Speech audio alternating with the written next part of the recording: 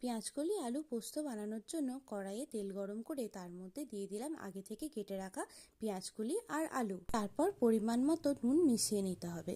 এই রান্নাটা কিন্তু একেবারেই জল ছাড়া হবে। জলের ব্যবহার করলে কিন্তু রান্নার স্বাদ বদলে যাবে আর রান্নাটা খেতে খুব একটা সুস্বাদু হবে না। তাই আমরা জল ছাড়াই এই রান্নাটা তৈরি করব। তো এবার ভালো করে দেখুন নুনটা পেঁয়াজকলি আলুর সাথে আমরা মিশিয়ে নিয়েছি। তাই ঢাকা দিয়ে দিয়ে পেঁয়াজকলি আলুটাকে একটু ভেজে নেব যতক্ষণ না এটার মধ্যে সোনালি রং আসছে।